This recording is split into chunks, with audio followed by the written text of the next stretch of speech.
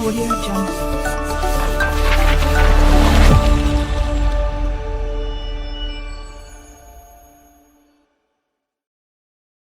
Assalamualaikum warahmatullahi wabarakatuh.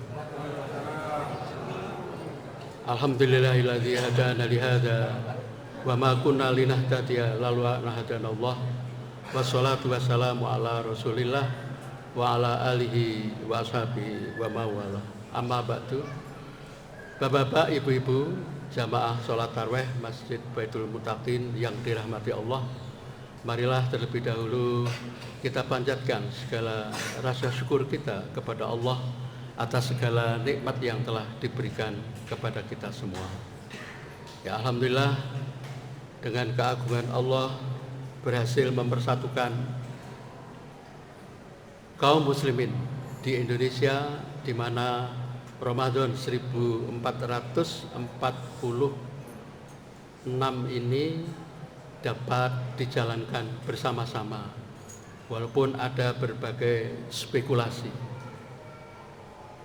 Maka kita senantiasa memohon kepada Allah seperti yang tercantum dalam surat Ali Imran yang telah saya bacakan tadi, bahwa wa'tasimu bihablillahi jami'a, hendaklah kamu berpegang teguh kepada tali Allah, wala tafarraqu. Maka ada jamiah yang menggunakan lambang tali sebagai pengikat, tapi haruslah itu menguatkan persatuan. Memang ada perbedaan, tetapi hendaknya hal-hal yang muqayyad gitu, kata Pak Ketua Pimpinan Wilayah Muhammadiyah yang lalu, Pak Said Ibrahim, mengatakan jangan sampai karena persoalan-persoalan muqayyad itu melupakan kaidah-kaidah mutlak, yaitu menjaga tegaknya agama dan menjaga persatuan umat sekalipun mungkin berbeda.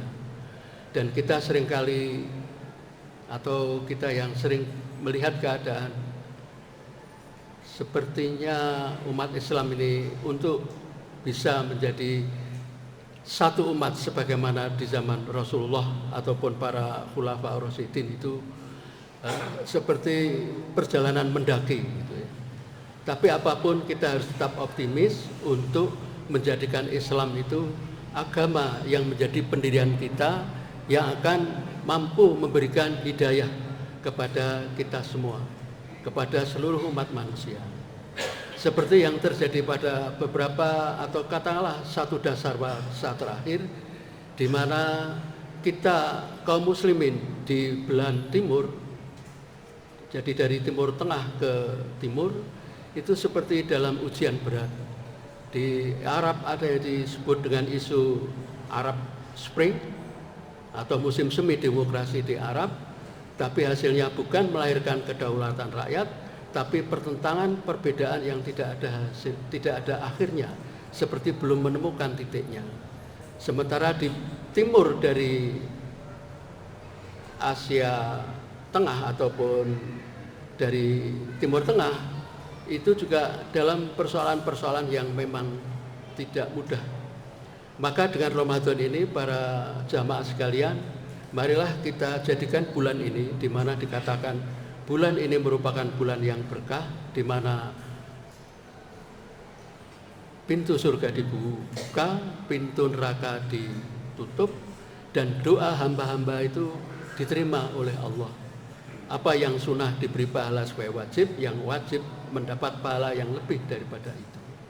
Maka salah satu yang harus kita gunakan di dalam doa maupun sholat lail kita, qiyamul lail kita, adalah mendoakan agar umat Islam ini senantiasa bersatu, agar umat Islam apapun kondisi pemikiran maupun penggolongannya, tapi hendaknya masih ada jiwa ukhuwah Islamiyah, ada ittihadul ummah di antara kita semua.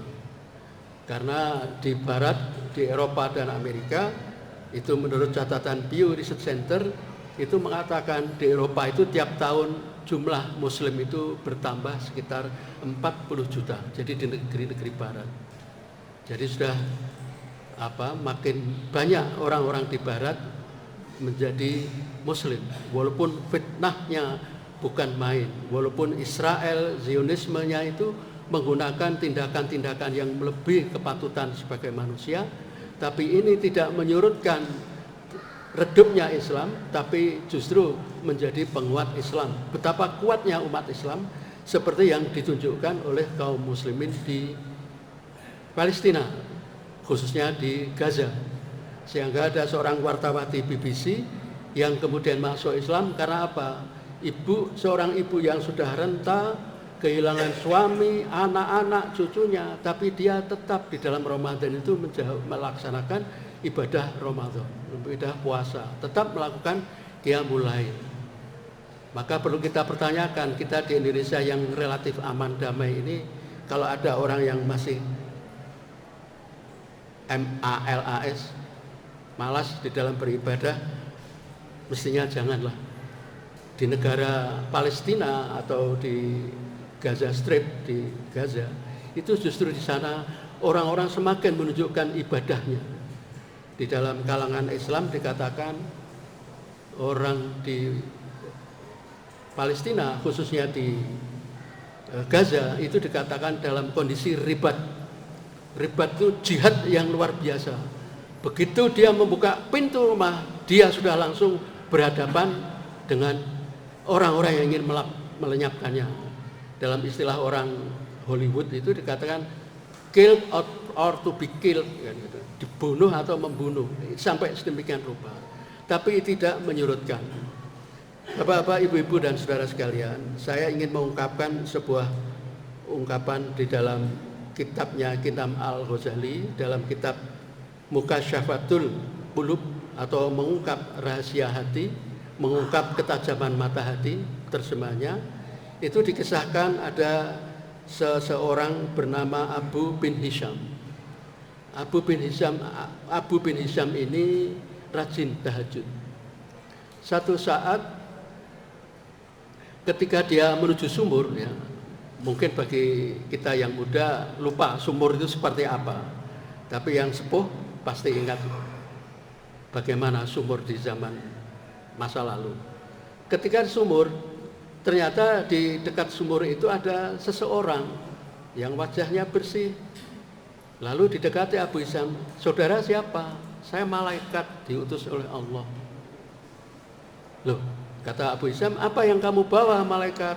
Yang saya bawa adalah buku catatan. Catatan apa? Catatan daftar orang yang masuk surga. Aku diutus kemari untuk melihatmu, karena kamu itu rajin sholat tahajud. Orang kedinginan pada jingkrung kemul sarung, kamu pergi ke mana? Sumur, lalu wudhu, katuen begitu, tapi kamu tetap melanjutkan dengan sholat. Namaku ada ndak di dalam daftar buku surga itu? Ndak ada. Loh, kok ndak ada?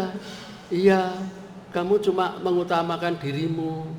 Jadi kamu sholatmu itu hanya berguna untuk dirimu, tidak berguna untuk yang lain. Apa itu maksudnya?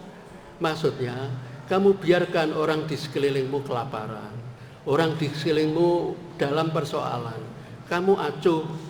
Orang lain itu mungkin istrimu, mungkin ibumu, mungkin bapak, ayahmu, mungkin anakmu, tetanggamu, pamanmu, teman kerjamu, atau siapa saja di antara itu. Kamu cuek terhadap lingkungan. Apa maknanya? Maknanya adalah ibadah itu harus punya pantulan, harus tercermin di dalam kehidupan. Jadi kalau kita baca berbagai surat dalam Al-Quran, baik surat At-Tin maupun surat Al-Asr, di sana ada ayat. Kalau di dalam surat Al-Asr, innal insana lafi husrin illa alladzina amanu wa amilus sholihat. Jadi semua orang itu rugi hidupnya. Hidupnya tuwek ya ming tuwek tok, ora ana hasile. Sugih ya mung sugih tok, tapi tidak ada pahalanya. Karena apa? tidak melakukan interaksi sosial yang di dalam Islam disebut dengan amal soleh. Kebaikan-kebaikan itu, kebaikan-kebaikan yang tercermin dari diri kita. Kalau kita Jumatan atau ikut ceramah tarweh ini dikatakan jangan bohong, di dalam kehidupan ya jangan bohong, jangan semakin tinggi kedudukannya justru kebohongannya semakin luar biasa, bahkan kebohongannya ditutup-tutupi dengan argumen-argumen yang seakan-akan tuh rasional dan bagus ilmiah, tapi isinya sebuah kebusukan. Nah itu. Maka sebenarnya cerita ini bapak-bapak, ibu-ibu hanyalah sebuah ibroh, sebuah pelajaran. Karena Imam Ghazali itu untuk menyuluh hati umatnya untuk kembali untuk tafakuh fiddin, untuk mengetahui bagaimana kita ini beragama secara bagus, memahami agama secara benar, itu menggunakan metafora, ungkapan-ungkapan, kalimat-kalimat yang sifatnya perlambang saja. Karena apa? Kalau diterangkan secara kitabi, secara kitab sistematis, uraiannya lah, bukunya Imam Ghazali itu nggak tahu berapa banyak itu. Ihya Ulumuddin saja berapa jilid, belum kitab-kitab yang lain sedemikian rupa. Maka untuk membuat intisarinya itu, Imam Al-Ghazali itu membuat perumpamaan-perumpamaan seperti itu. Mengapa demikian? Karena di masa hidup Imam Ghazali, di sekitar abad ke-12 Miladiyah atau abad ke-12 Masehi, umat Islam itu di dalam puncak kejayaan politik. Umat Islam menjadi kekuatan politik global. Jadi kalau kita belajar sejarah, pernah dengar nama Vasco da Gama dari Portugal, itu mau mencari rempah-rempah ke timur harus melingkar ke Tanjung Harapan di ujung Afrika Selatan. Karena apa? Di Laut Tengah, Mediterranean maupun juga Suez, India, kemudian Asia Tengah, atau dulu yang disebut zaman Cina kuno disebut jalur sutra, itu dikuasai Muslim. Tetapi pertarungan kekuasaan itu tidak ada habisnya. Begitu juga di dalam ilmu agama, misalnya dalam fikih ada mazhab-mazhab, dalam akidah atau teologi ada yang disebut dengan firqah-firqah, ada firqah Ahlu Sunnah, ada firqah Syiah dan seterusnya. Maka Imam Al-Ghazali itu mencoba menyentuh hati orang-orang Islam sedunia itu, mulai dari lingkungannya di Tus, di sekitar Iran sana, itu dengan sufi itu. Tapi juga ada yang mengatakan karena kuatnya sufi, spiritualisme itu kemudian lari ke mistik. Akibatnya ketika pada abad ke-19 intelektualitas umat Islam seperti melemah karena masalah yang tadinya untuk mensucikan hati itu terjun ke mistik. Itu lalu yang kemudian melahirkan gerakan pembaruan dimulai dari Jamaluddin Al-Afghani, kemudian diteruskan oleh Syekh Muhammad Abduh dan seterusnya. Kembali kepada masalah kita Bapak Ibu sekalian, maka antara iman dengan amal soleh itu harus berhubungan. Seperti sumbu X dengan sumbu Y. Yang tegak ini adalah akidah, yang horizontal, yang mendatar ini adalah amal soleh. Jadi tingginya akidah itu harus terrefleksikan dengan amal soleh, sehingga antara iman dengan amal soleh itu berbanding lurus. Jadi kalau tingginya, sebut saja lah ini secara grafis, tingginya akidah itu, kualitas akidahnya itu 5 cm, maka kualitas amal solehnya juga harus 5 cm. Jangan sampai makin tinggi ke imannya, makin sedikit amal solehnya. Itu tidak betul. Jadi ini harus terrefleksikan.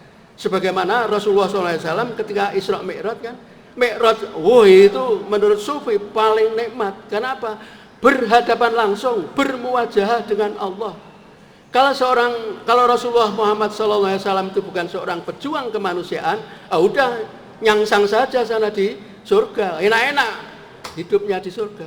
Tapi beliau adalah seorang petarung, beliau seorang mujahid, turun untuk mencerahkan manusia, meraih kemajuan di dalam proses hidup.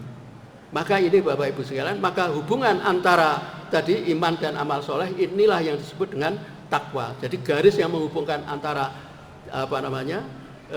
iman dengan amal soleh inilah yang disebut dengan takwa, itu di sini, berada di sini. Tapi kenapa? Ini untuk membantah pendapat bahwa ya lebih baik tidak sholat, lebih baik tidak bertuhan, atau bertuhan tapi tidak usah beragama, kan gitu.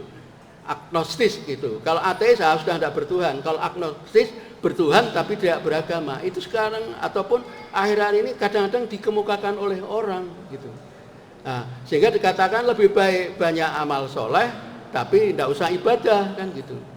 Seperti dulu di tahun 2000 berapa itu? 2010-an atau 2012 gitu. Itu sampai dikatakan baik mana orang tidak Islam tidak korup.